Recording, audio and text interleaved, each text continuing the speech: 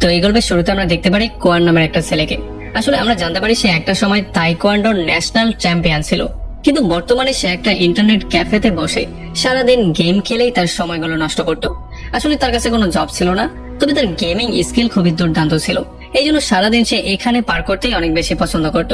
এমন একটা অনলাইন গেমের মধ্যে তার ক্যারেক্টারের নাম ছিল ক্যাপ্টেন, আর তার কিছু বন্ধুদের সঙ্গে মিলে তার সেখানে একটা টিমও ছিল, যে টিমের নাম তারা দিয়েছিল রেজারেকশন। আর এই গেমের মধ্যে ক্যাপ্টেন তার নিজের জীবনের পরোয়া না করে তার সমস্ত সঙ্গীদের সাহায্য করত। এই জন্যই সেই গেমের মধ্যে অনেক বেশি ফেমাস ছিল। এমনই একদিন যখন সে সেই ক্যাফেতে বসে গেম প্লে করছিল, তখন হঠাৎই তার নজর পড়ে পাশের ডেস্কে থাকা একটা স্মার্টফোনের উপরে, যেই ফোনে অনবরত কল চলে আসছিল। এই জন্য যখন কোয়ান ফোনটা পিক করে, তখন সেই কলের অপোজিট সাইড থেকে একটা মেয়ে তাকে বলছিল যে সে ভুল করে এই ক্যাফেতে তার ফোনটা রেখে দিয়ে চলে গিয়েছে। সো এই জন্য এখন সে চায় কোয়ান যাতে করে তার ফোনটা রিটার্ন করার জন্য তার বাসা পর্যন্ত চলে আসে। তবে কোয়ান কোনোভাবেই তার গেমটা ছেড়ে তার ফোনটা রিটার্ন করতে যাওয়ার জন্য রেডি ছিল না। তবে যখন সেই মেয়ে তাকে বলে সে এই কাজের জন্য তাকে $300 দেবে, তখন কোয়ান কোনো কিছু চিন্তা না করে তার ফোনটা রিটার্ন করার জন্য তার বাসার দিকে যাওয়া শুরু করে। তো এখন যখন কোয়ান সেই মেয়ের রুমের সামনে চলে আসে, তখন সে দেখতে পারে সেই মেয়ের রুমের দরজা অলরেডি খোলা ছিল। এই জন্য যখন কোয়ান মধ্যে চলে আসে, তখন সে দেখতে পারে সেই মেয়ে গোসল করছিল। তখন সে সেই মেয়ের সাথে বাইরে থেকেই কথাবার্তা বলা শুরু করে, আর সেই মেয়ে তাকে ফোনটা টেবিলের উপরে রেখে দিয়ে সেখানে রাখা টাকাগুলো নিয়ে চলে যাওয়ার জন্য বলে। আর কোয়ানও ঠিক এমনটাই করে। তবে যাওয়ার আগে সেই মেয়েটাকে পরামর্শ দিয়ে বলে যায় যে এমন করে তোমার ঘরের দরজা খোলা রাখবে না, কারণ যেই কোনো সময় যেই কোনো কেউ ঢুকে যেতে পারে। তো এখান থেকে সিন চলে আসে পরদিন সকালবেলা। আমরা দেখতে পারি যখন কোয়ান তার রুমের মধ্যে ঘুমাচ্ছিল, তখন হঠাৎই কিছু পুলিশ অফিসার তার রুমের মধ্যে রেড দিয়ে তাকে এসে গ্রেফতার করে। আসলে কোয়ানের উপরে চার্জ লাগানো হয়েছিল সেই মেয়ের মার্ডারের চার্জ, যেই মেয়ের মোবাইলটা সে কালকে রাতের বেলায় রিটার্ন করে দিয়েছিল। এখন কোয়ান বুঝতেই পারছিল না আসলে তার সাথে হচ্ছেটা কি, কারণ সেই মেয়েটার সঙ্গে সে কথাবার্তা বলে চলে এসেছিল। সে সেই মেয়েটাকে কোনোভাবেই খুন করেনি, কিন্তু পুলিশ অফিসাররা তার হাতে রক্ত লাগানো পেয়েছিল। এমনকি যেই ছুরিটা দিয়ে খুন করা হয়েছে সেই ছুরিটাও তার রুমের মধ্যে ছিল। এই জন্য পুলিশ তাকে অ্যারেস্ট করে সেখান থেকে নিয়ে যাওয়ার ট্রাই করে। আর তখন আমরা জানতে পারি শুধুমাত্র এই জিনিসগুলো ছাড়াও কোয়ানের আঙ্গুলের ছাপ সেখানে দরজায় ছিল, এমনকি তার ডিএনএ স্যাম্পল পর্যন্ত সেখানে পাওয়া গিয়েছিল। তাছাড়া পুলিশ সেখানে সিসিটিভি ফুটেজটাও পেয়ে গিয়েছিল। তাছাড়া সেই মেয়ের রুমের মধ্যে কোয়ানের সিমনও পাওয়া গিয়েছিল। যে সমস্ত ব্যাপারগুলো এই জিনিসটাই বারবার করে ইন্ডিকেট করছিল যে কোয়ান সেই মেয়েটার সঙ্গে 2বার জোর জবরদস্তি করার পরে ফাইনালি তার পেটে এবং বুকের মধ্যে ছুরি ঢুকিয়ে তাকে মেরে ফেলেছিল। যাই হোক, এখন যখন পুলিশ তাকে অ্যারেস্ট করে নিয়ে যায়, তখন এই খবরটা পুরো কোরিয়ার মধ্যে ভাইরাল হয়ে যায়। আর সবাই এটা দেখার পরে তার উপরে প্রচন্ড রাগ করে ফেলে। তারা বলছিল এমন জঘন্য অপরাধীকে কোনোভাবেই ফাঁসির শাস্তির চেয়ে কম কিছু দেওয়া উচিত না। তবে যখন কোয়ানের মা এই জিনিসটা জানতে পারে, তখন সে কোয়ানের সঙ্গে মিট করতে দৌড়ে থানায় চলে আসে। তবে অনেক ট্রাই করার পরেও কোনোভাবেই তার মাকে তার ছেলের সঙ্গে দেখা করতে দেয়া হয় না। আর এই জন্য পরে আমরা দেখতে পারি কোয়ানের মা সবার মধ্যে লিফলেট বিলি করা শুরু করে। সে সবাইকে এইটা বোঝানোর ট্রাই করছিল যে তার ছেলে এই সমস্ত কাজগুলো করেনি, সে সম্পূর্ণ নির্দোষ, তাকে জোর করে ফাঁসানো হয়েছে। তবে আমরা দেখতে পারি মানুষজন এই কথাটা বিশ্বাস করে ফেলেছিল যে এই অপরাধটা কোয়ানই করেছে। এই জন্য তারা কোয়ানের মাকে ইগনোর করা শুরু করে। এমনকি কেউ তো তার মাকে উল্টাপাল্টা অনেক কিছু বলে দেয়, কেউ তো তার উপরে হাতও তোলার ট্রাই করে। এই জন্য কোয়ানের মা পরবর্তীতে মিস্টার মিন নামের একটা উকিলের সঙ্গে গিয়ে মিট করে, আর সে তাকে সাহায্য করার জন্য বলে। তবে মিস্টার মিনেরও মনে হচ্ছিল যে কোয়ানই আসল অপরাধী। এই জন্য সে তার মাকে পুরোপুরি ইগনোর করে এই কেসটা না নিয়ে সেখান থেকে বেরিয়ে চলে যায়।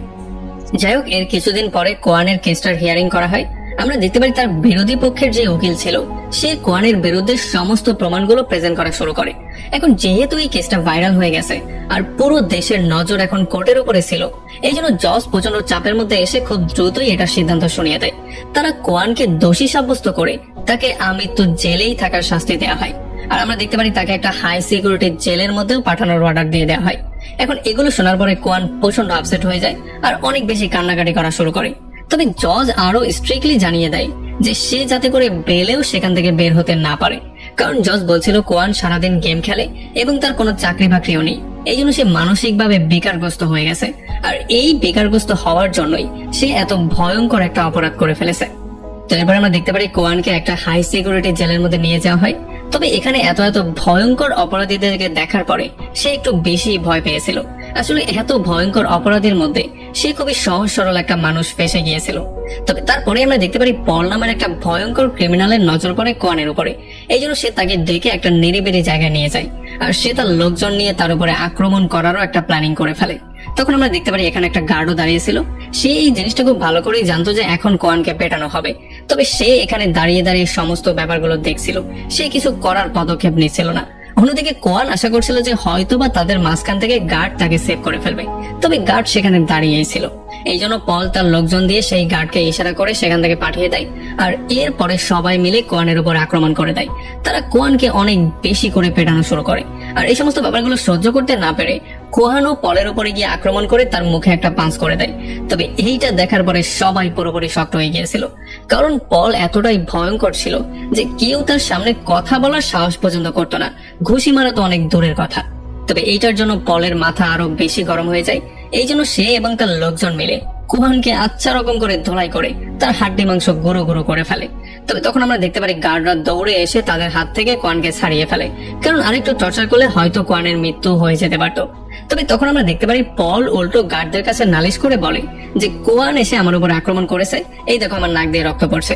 এই জন্য গার্ডরা কোয়ানের বিরুদ্ধেই উপর মহলে নালিশ করে দেয়, যেই জন্য কোয়ানকে পরবর্তী 30 দিনের জন্য কন্ডেম সেলের মধ্যে পাঠিয়ে দেওয়া হয়। তবে এরপরে যখন 30 দিন পরে কোয়ান আবারও জেলে ব্যাক করে, তখন পল আর তার লোকজন আবারও এসে তাকে ধরে আর আবারও তাকে ধোলাই করা শুরু করে। তবে এই ধোলাই করার মাঝখানে তারা তাকে একটা ইনজেকশনও পুশ করছিল, যে ইনজেকশনের প্রভাবের জন্য কোয়ান পুরো পাগলের মতো হয়ে যায় আর সে নিজেকেই খাওয়ার ট্রাই করা শুরু করে। তবে পুলিশ কোন রকমে তাকে এটা থেকে আটকায়। তবে পরে আমরা দেখতে পারি এই প্রসেসটা প্রত্যেকটা দিন চলতে থাকে। কোয়ান প্রায় প্রতিদিনই মার খাচ্ছিল আর প্রতিদিনই তাকে তেমন করে ইনজেকশন দেওয়া হচ্ছিল, যেই জন্য আস্তে আস্তে করে সে পাগলের মতোই হয়ে যাচ্ছিল। তবে এরপরে একদিন কোয়ানের মা তাদের উকিল মিস্টার মেইনকে নিয়ে তার সঙ্গে মিট করতে চলে আসে। তবে তাকে দেখার পরে তার মা প্রচন্ড টেনশনে পড়ে যায়, কারণ তার এমন ক্ষত বিক্ষত চেহারা দেখার পরে সেই জিনিসটা ক্লিয়ারলি বুঝে গিয়েছিল যে জেলের মধ্যে তার উপরে টর্চার করা হচ্ছে, সে এগুলো হয়তো আর বেশি দিন সইতে পারবে না। এই জন্য সে তার ছেলেকে সান্ত্বনা দিয়ে বলে যে দেখো, আর কয়েকটা দিন কোন রকমে হজম করে নাও, আমি খুব শীঘ্রই তোমাকে জেল থেকে ছাড়িয়ে নিব। আর কোয়ানের মার এমন আশাবাদী কথা শোনার পরে কোয়ানও একটু সাহস ফিরে পায়। এই জন্য পরে যখন আবারও কোয়ান সেলের মধ্যে ব্যাক করে, তখন আমরা দেখতে পারি তার মধ্যে অ্যাটিটিউডের একটু পরিবর্তন হয়েছিল, মানে এখন সে একটু সাহস ফিরে পেয়েছিল আর সে একটু ভালোভাবে থাকার ট্রাই করছিল। তবে এত কিছু হওয়ার পরেও পল আর তার লোকজন বারবার করে তাকে ধরতো আর বারবার করে ধোলাই করেই যেত, আর এই প্রসেসটা অনেক দিন ধরে চলতেই থাকে। তবে এরপরে যখন সে একদিন খাবার টাবার খাচ্ছিল, তখন তার পাশের একটা কয়েদি তাকে মলম লাগানোর জন্য কিছু একটা এগিয়ে দেয়। আসলে সে বিশ্বাস করছিল কোনোভাবেই কোয়ান খুন করতে পারে না, আর সে এটাও বিশ্বাস করতো এই জিনিসটা পলও জানে। এই জন্যই সে বারবার তার উপরে আক্রমণ করছে, কারণ তার উপরে আক্রমণ করা বাকিদের চেয়ে অনেকটাই সহজ ছিল। এখন এই সমস্ত কথাবার্তাগুলো শোনার পরে আমরা দেখতে পারি কোয়ানের মনের মধ্যে একটা রাগ চলে আসে। এই জন্য সে ফাইনালি সিদ্ধান্ত নিয়ে ফেলে সে তার নিজের জীবন সেভ করার জন্য যেই কোনো ওয়েতে তাদের সঙ্গে ফাইট করেই ছাড়বে, যাতে করে সবাই এই জিনিসটা বুঝতে পারে যে তাকে কাবু করা এতটাও সহজ কাজ না। এই জন্য যখন পরে পলের লোকজন তার উপরে আক্রমণ করতে চলে আসে, তখন সে দৌড়ে গিয়ে একটা জায়গায় লুকিয়ে পড়ে আর তার কাছে থাকা কাগজ এবং সুইয়ের মাধ্যমে সে কিছু অস্ত্রের মতো বানিয়ে ফেলে। আর যখন তারা তার কাছে চলে আসে, তখন সেগুলো দিয়ে এক এক করে সে সবার উপরে আক্রমণ করে আর লাস্টে পলকে ধরে একটা লাথি মেরেই তাকে বেহুশ করে ফেলে। আর এমন করে সে পলের বাহিনীকেও শিক্ষা দিয়ে দেয়। এরপর একদিন কোয়ানের উকিল মিস্টার মেইন তার সঙ্গে মিট করতে চলে আসে আর সে তাকে বলে যে তোমার মা এখন আর এই দুনিয়াতে নেই, মানে তোমার মায়ের মৃত্যু হয়ে গেছে। আর এই সমস্ত ব্যাপারটা শোনার পরে সে পুরোপুরি শক্ত হয়ে যায়। এরপরে মিস্টার মেইন কোয়ানের মায়ের ডেথ সার্টিফিকেটটা কোয়ানের সামনে এগিয়ে দেয়, যাতে করে কোয়ান এখানে একটা সিগনেচার করতে পারে, কারণ পরবর্তীতে সরকার তার মায়ের অন্তিম সংস্কার করতে যাচ্ছিল, মানে কোয়ানকে তার মায়ের অন্তিম সংস্কারে যাওয়ার পারমিশনও দেয়া হয় না। আর এরপরে মিস্টার মেইন তাকে বলে যে সাধারণ মানুষজন তোমার মাকে অনেক বেশি অপমান করা শুরু করেছিল, তারা তোমার মাকে অতিষ্ঠ করে ফেলেছিল, সবসময় তার উপরে টর্চার করতো, যেখানে যেত সেখানেই তোমার মাকে অপমান করার ট্রাই করতো। এই সমস্ত ব্যাপারগুলো সহ্য করতে না পেরে একটা সময় তোমার মা সুইসাইড করে ফেলেছিল। আর এই ব্যাপারগুলো শোনার পরে আমরা দেখতে পারি কোয়ান একেবারে ভেতর থেকে ভেঙে পড়ে, কারণ তার যে অল্প আশাটুকু ছিল সেই আশাটুকু এখন নিভে গেছে। তবে সেদিন রাতের বেলা আমরা দেখতে পারি কোয়ানের মা ফাইনালি তার স্বপ্নে চলে আসে আর সে তাকে জড়িয়ে ধরে কান্না করা শুরু করে, এতে করে কোয়ান আরো বেশি ইমোশনাল হয়ে যায়। এরপরে পরদিন সকালবেলা কোয়ানের মনে পড়ে কালকে রাতের বেলায় স্বপ্নের মধ্যে তার মা তাকে যেই কথাগুলো বলেছিল সেই কথাগুলো। তার মা তাকে বলেছিল যে তুমি কোনো ক্রিমিনাল না, তুমি কোনো রেপিস্টও না, সো তোমার এইরকম করে চিন্তাও করতে হবে না আর এমন করে তোমাকে থাকতেও হবে না। আর তখন কোয়ান তার মায়ের কাছে প্রমিস করেছিল যে সে তার নির্দোষতা প্রমাণ একদিন করেই ছাড়বে। তবে এই ফাঁকে আমরা দেখতে পারি পল একটা চাকু নিয়ে কোয়ানের উপর আক্রমণ করতে চলে আসে। তবে এইবার কোয়ানও কোনোভাবে এগুলো হজম করতে চাইছিল না। এই জন্য সেও পলের উপর আক্রমণ করে দেয়, যে জন্য পল অনেক বেশি আহত হয়ে যায়। তবে এই মারামারির মাঝখানে কোয়ানের পেটের মধ্যেও একটা চাকর ঢুকে যায়, এই জন্য গার্ডরা দ্রুত তাকে সেখান থেকে হসপিটালের দিকে নেওয়া শুরু করে। তবে মাঝপথেই হঠাৎই কোয়ান চোখ খুলে ফেলে আর সমস্ত গার্ডদের উপরে আক্রমণ করে দেয়। এরপর সে চিফ গার্ডের গলায় একটা চাকু ধরে তাকে তার হ্যান্ডকাপের চাবিটা দেওয়ার জন্য বলছিল। এখন চিফ গার্ড বাধ্য হয়ে হ্যান্ডকাপের চাবিটা তার হাতে দিয়ে তো দেয়, তবে এইটা খোলার আগেই তাদের গাড়িটা অ্যাক্সিডেন্ট হয়ে যায়, এই জন্য তারা সবাই খুবই জঘন্যভাবে আহত হয়ে যায়। তবে তবুও কোয়ান কোন রকমে হ্যান্ডকাপ খুলে সেখান থেকে বাইরে বেরিয়ে চলে আসে আর এখান থেকে পালিয়ে যাওয়ার ট্রাই করে। তবে তখন চিফ গার্ড পেছন থেকে তাকে গান পয়েন্টে নিয়ে ফেলে, মানে সে তাকে শুটই করতে যাচ্ছিল। তবে তখন যেন আবার কি মনে করে সে গানটা নিচে নামিয়ে ফেলে, মানে আমরা বুঝতে পারি হয়তোবা সে নিজেও এই জিনিসটা বুঝে গিয়েছিল যে কোয়ানের জায়গায় এই জেলের মধ্যে না, এই জন্য সে তাকে পালানোর একটা সুযোগ করে দিয়েছিল। এখন কোয়ান সেখান থেকে জঙ্গল দিয়ে কোন রকমে পালিয়ে অন্য একটা জায়গায় চলে আসে আর রাতের বেলায় সে কিছু কাপড় চোপড় চুরি করে সেগুলো পরে অন্যদিকে পালানো শুরু করে। তবে পরদিন সকালবেলা যখন এই খবরটা সমস্ত জায়গায় ছড়িয়ে পড়ে, তখন পুরো শহরের পুলিশ কোয়ানকে ধরার জন্য রেডি হয়েছিল, মানে তারা কোয়ানকে সমস্ত জায়গায় খোঁজাখুঁজি শুরু করে। আর কোয়ানও এদিক সেদিক পালানোর সময় হঠাৎই দেখতে পারে একটা কাপলকে, যাদের গাড়িটা হঠাৎই রাস্তার মধ্যে নষ্ট হয়ে গিয়েছিল। এখন তারা এয়ারপোর্টে যাওয়ার জন্য অনেকটাই লেট হয়ে যাচ্ছিল, কারণ তারা এই দেশ ছেড়ে চলে যাচ্ছিল। এই জন্য কোয়ান তাদের গাড়িটা ঠিক করতে তাদেরকে সাহায্য করে আর এর বদলে তাদের থেকে একটু লিফটও নিয়ে নেয়। আসলে এই কাপল এখন পর্যন্ত কোয়ান সম্পর্কে তেমন কিছুই জানতো না, আর যেহেতু এখন তারা দেশ ছেড়ে চলে যাচ্ছে, এই জন্য যাওয়ার আগে কোয়ানকে তারা তার গাড়িটাও দিয়ে যায়, যাতে করে কোয়ান এই গাড়িটা সেল করে অন্তত কিছু টাকা ইনকাম করতে পারে। আর এমন করে কোয়ান তাদের থেকে তাদের গাড়িটা নিয়ে সোজা শহরের মধ্যে যাওয়া শুরু করে। এখন যেহেতু কোয়ানের কাছে যাওয়ার মতো অন্য কোনো জায়গা ছিল না, এই জন্য সে সোজা চলে আসে মিস্টার মিনের বাসায়, কারণ সে বিশ্বাস করছিল মিস্টার মিন হয়তোবা তার পরিস্থিতিটা বোঝার ট্রাই করবে আর তাকে একটু সাহায্য করলেও করতে পারে। তবে সেখানে যাওয়ার সঙ্গে সঙ্গে মিস্টার মিন তার মায়ের শেষ স্মৃতিটা তাকে দেয়, যেটা একটা ব্রেসলেট ছিল। আর এরপরে মিস্টার মিন তাকে বলে যে তোমার কেস ফাইলটা আমি আবারও পরে দেখবো এবং আবারও তোমার কেসটা আমি কোর্টে তোলার ট্রাই করব। তবে এখন সে পুলিশকে কল দিয়ে দিয়েছে, কারণ সে চাইছিল যাতে করে কোয়ান সারেন্ডার করে ফেলে। তবে পুলিশের কথা শোনার পরেই কোয়ান দ্রুত পুলিশ আসার আগে এখান থেকে পালিয়ে চলে যায়। এখন এখান থেকে কোয়ান একটা ইন্টারনেট ক্যাফেতে চলে আসে আর তার বিরুদ্ধে লেখা সমস্ত আর্টিকেল গুলোকে ভালো করে পড়া শুরু করে। এগুলো পড়ার পরে সে অনেকটাই বেশি আপসেট হয়ে গিয়েছিল, কারণ সে দেখতে পাচ্ছিল এখান থেকে সে আর হয়তোবা বাঁচতেই পারবে না। তবে তখনই তার নজর পড়ে একটা ডকুমেন্টারির উপরে, যেই ডকুমেন্টারিতে বলা হচ্ছিল যে কোয়ানকে মিথ্যা কেসে ফাঁসানো হয়েছে, তাছাড়া এই কেসের অনেকগুলো প্রমাণকে মিসলিড করা হয়েছে এবং নানান বিষয়কে গোপন করা হয়েছে। আর এই ডকুমেন্টারিটা যখন কোয়ান ভালো করে দেখে, তখন সে দেখতে পারে এই ডকুমেন্টারিতে স্পষ্টভাবে এইটা বলা হয়েছিল যে কোয়ান মাত্র 3 মিনিটের মধ্যে একটা মেয়েকে 2 বার রেপ করে কিভাবে চাকু দিয়ে তাকে মারতে পারে। এখানে আসল ঘটনাটা সম্পূর্ণ ভিন্ন, যেই জিনিসগুলো আমাদের থেকে হাইড করার ট্রাই করা হচ্ছে। কোয়ান এখানে সম্পূর্ণ নির্দোষ। আর এই সমস্ত ব্যাপারগুলো দেখার পরে ফাইনালি কোয়ান একটু দীর্ঘশ্বাস নেয়, কারণ সে তার একজন সাপোর্টার পেয়ে গিয়েছিল। এই জন্য সে ডকুমেন্টারিটাকে ভালো করে দেখে এটার রাইটার সম্পর্কে জানার ট্রাই করে। তখন সে জানতে পারে এটার রাইটার হচ্ছে মিস্টার হ্যারি নামের একটা লোক, যে কিনা কোয়ানের সঙ্গে গেমিং করত। তবে এর একটু পরে আমরা দেখতে পারি মিস্টার হ্যারি তার সঙ্গে মিট করতে চলেও আসে, কিন্তু তখন এই ব্যাপারটা আমরা জানতে পারি যে আসলে মিস্টার হ্যারি হচ্ছে গিয়ে একটা মেয়ে, যে কিনা ফেক নামে তাদের সঙ্গে গেম খেলতো। আসলে এই মেয়েটার নাম ছিল ইয়ল। আর যখনই কোয়ান এই নামটা শুনতে পারে, তখন তার মনে পড়ে যায় যে এমন একটা মেয়েই তার গেমের মধ্যে তার পার্টনার ছিল। আর তখন ইয়ল তাকে প্রথমেই সাবধান করে বলে দেয় যে ক্যাফের ওনার এখনই পুলিশকে ইনফর্ম করতে যাচ্ছে, সো তোমার এখান থেকে পালিয়ে যাওয়া উচিত। এই জন্য সে সেখান থেকে বেরিয়ে চলে আসে। পরবর্তীতে সে তাকে একটা রেস্টুরেন্টে তার সঙ্গে মিট করার জন্য বলে, আর সেখান থেকে সে তাকে পিক করে শহর থেকে অনেক দূরের একটা গ্রামের একটা সিক্রেট লোকেশনে নিয়ে আসে। আসলে তখন আমরা জানতে পারি এই মেয়েটা এই জায়গাতে পুরো দুনিয়ার থেকে লুকিয়ে বাস করত। আসলে এই মেয়েটা কম্পিউটারের অ্যাডিক্টেড ছিল, সে সারা দিন কম্পিউটার নিয়ে পড়ে থাকতো, এই জন্যই সেই সিক্রেট লোকেশনটাকে চুজ করেছিল।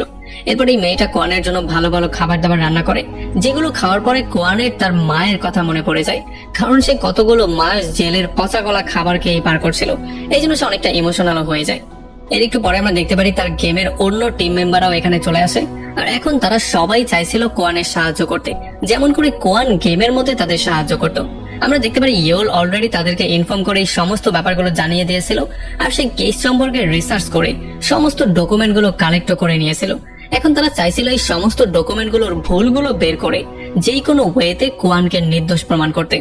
এই জন্য প্রথমেই তারা রিসেন্টলি হয়ে যাওয়া প্রত্যেকটা হাই প্রোফাইল কেস নিয়ে ঘাটাঘাটি শুরু করে, আর সমস্ত কেসগুলোর ফুটেজ যখন তারা এক জায়গায় করে, তখন তারা এখানে একটা কমন জিনিস পেয়ে যায়, সেটা ছিল একটা পিকআপ। আর যখন এটা সম্পর্কে ইয়োল ভালো করে আরো রিসার্চ করে আর এটার মালিক সম্পর্কে জানার ট্রাই করে, তখন তারা জানতে পারে এটা একটা স্ক্র্যাপ ইয়ার্ড নামে কিনা হয়েছিল, মানে একটা কোম্পানির নামে। এরপরে কোয়ান তার বন্ধুদেরকে নিয়ে স্ক্র্যাপ ইয়ার্ডে লুকিয়ে চলে আসে। এখানে তারা দুইটা লোককে দেখতে পারে যারা একটা বাক্সর মতো জিনিস একটা গাড়িতে ভরে কোনো একটা জায়গায় যাচ্ছিল। এই জন্য কোয়ান তাদেরকে ফলো করতে করতে একটা বিল্ডিং এ চলে আসে। আর তখন তারা এই জিনিসটা জানতে পারে যে এই বিল্ডিংটা আসলে নজু ইয়াং নামের ফেমাস একটা অ্যাক্টরের ঘর ছিল। এরপরে যখন কোয়ান লুকিয়ে গিয়ে সেই বাক্সটাকে চেক করে, তখন সে দেখতে পারে এই বাক্সর মধ্যে নজু ইয়ানের লাশ ছিল। আসলে সেই দুইটা লোক তার লাশকেই বাক্সর মধ্যে ভরে তার বাড়িতে নিয়ে এসেছে।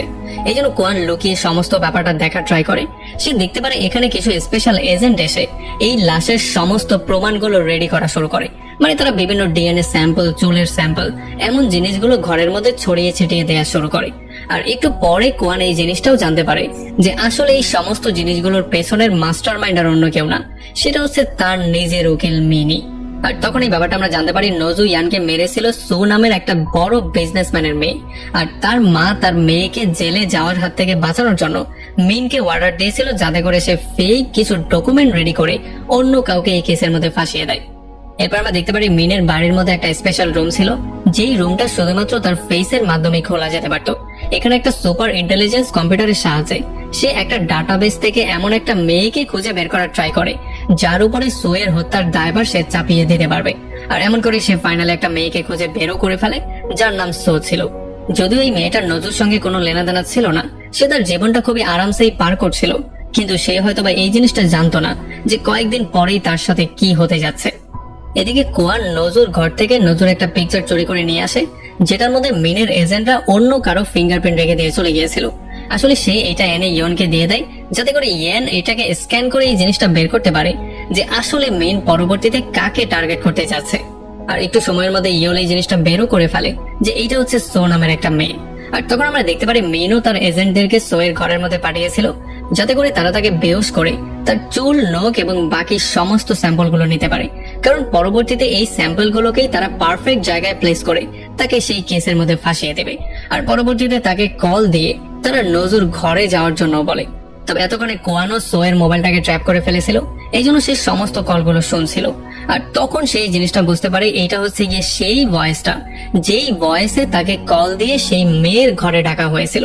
আসলে কোয়ানের কেসেও সেই মেয়ের খুনটা কোনো একটা বড় লোকের ছেলেই করেছিল, কিন্তু তাকে বাঁচানোর জন্য নির্দোষ কোয়ানকে এমন করে ফাঁসিয়ে দেওয়া হয়েছিল আর তার বিরুদ্ধে সমস্ত প্রমাণগুলো কালেক্ট করা হয়েছিল।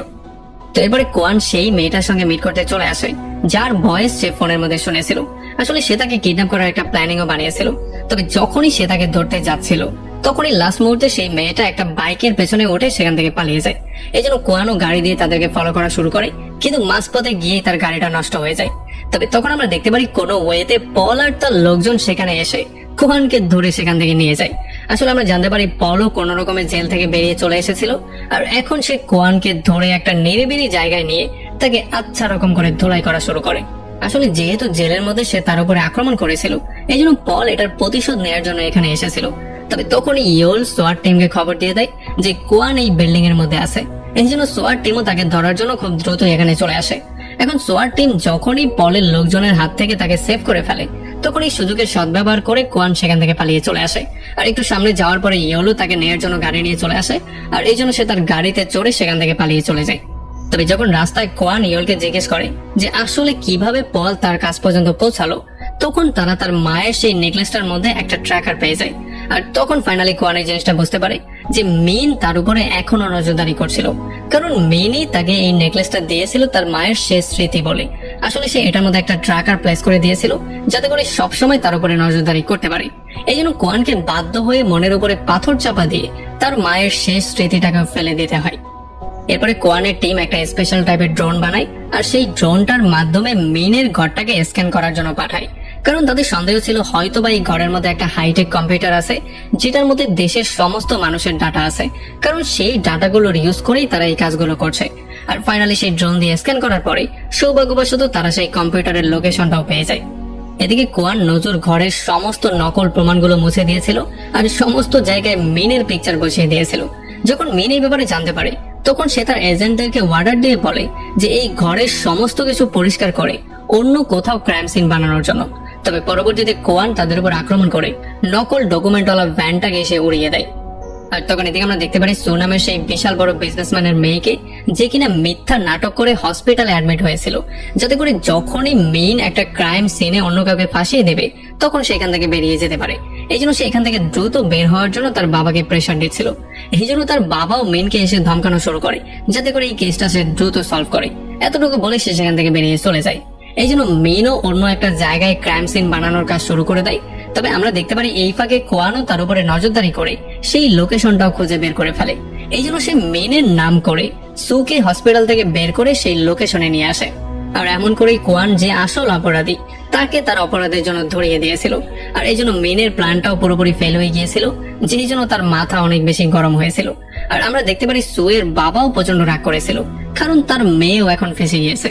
তো এর একটু পরেই কোয়ান মিনকে কল দিয়ে হুমকি দিয়ে বলে যে কয়েকদিন পরেই পুরো দুনিয়ার সামনে তোর সমস্ত সত্যিটা আমি ফাঁস করে দেব। তবে এগুলো শোনার পরে আমরা দেখতে পারি মেন ভয় না পেয়ে উল্টো পাগলের মতো হাসা শুরু করে। তখন এই জিনিসটা আমরা জানতে পারি সে আসলে এক ধরনের সাইকো ছিল।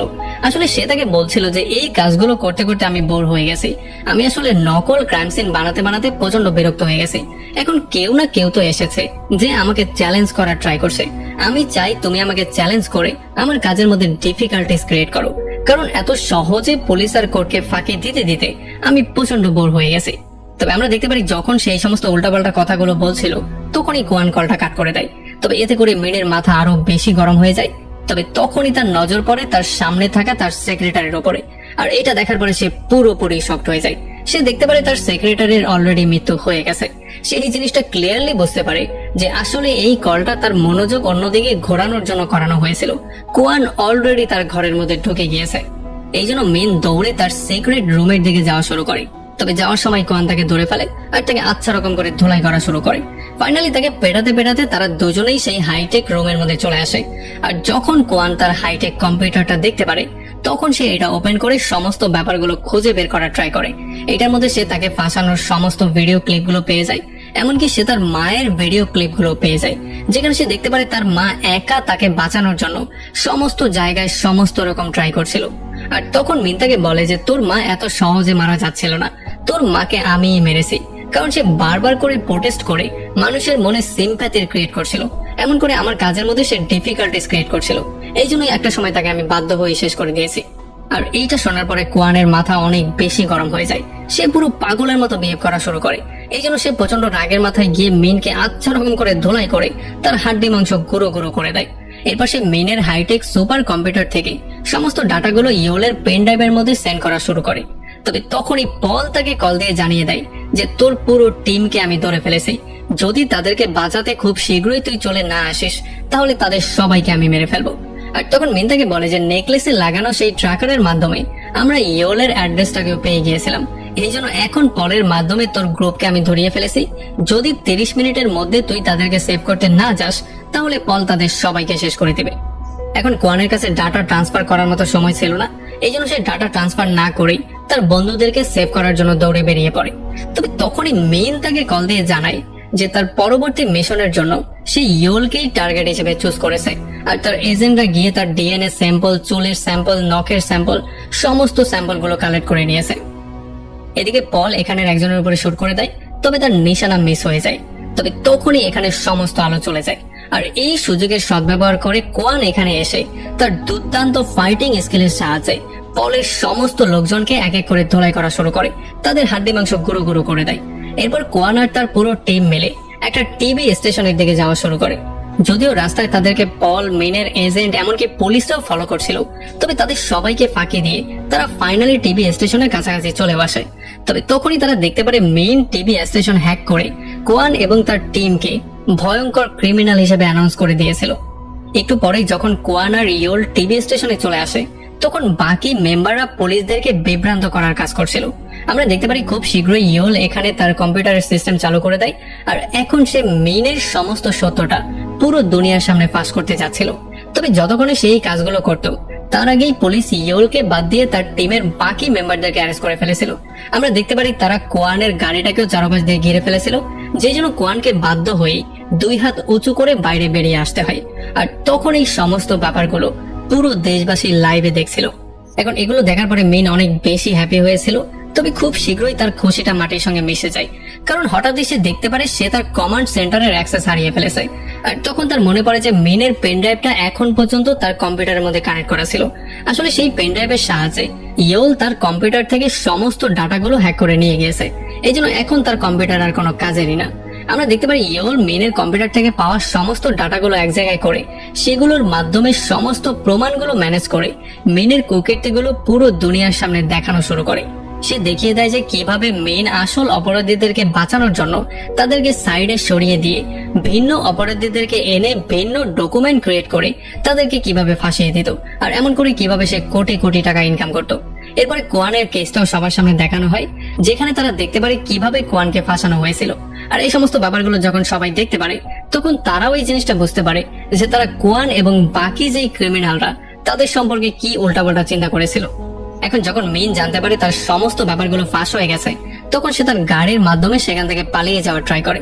তবে কোয়ানের টিম তার গাড়ির স্টিয়ারিং হুইলই সরিয়ে নিয়েছিল, এই জন্য সে আর কিছুই করতে পারছিল না। খুব শীঘ্রই এখানে পুলিশও চলে আসে আর তাকে তারা অ্যারেস্টও করে ফেলে। যদিও সে অ্যারেস্ট হয়ে গিয়েছিল, তবে এখন পর্যন্ত এখানে সমস্ত মানুষ এই জিনিসটা ক্লিয়ারলি জানতো যে হয়তোবা এটার পেছনে বড় কোনো মাফিয়ার হাত আছে, যে কিনা এখন পর্যন্ত পর্দার আড়ালেই আছে। এদিকে কোয়ান এবং তার টিমকে সসম্মানে মুক্তি দিয়ে দেওয়া হয়, অন্যদিকে মেইনকে জেলের মধ্যে নিয়ে যাওয়া হয়, যেখানে পলও ছিল। এই জন্য সে যখন পলের দিকে তাকায় তখন আমরা দেখতে পারি পল তার উপরে প্রচন্ড রাগ করেছিল। যার মানে এই জিনিসটা আমরা ক্লিয়ারলি বুঝতে পারি যে তার জেলের লাইফটা কোনোভাবেই এতটা সহজ হতে যাচ্ছে না। আর এমন একটা ভয়ঙ্কর পয়েন্টে এই পুরো মুভিটা এখানে শেষ হয়ে যায়।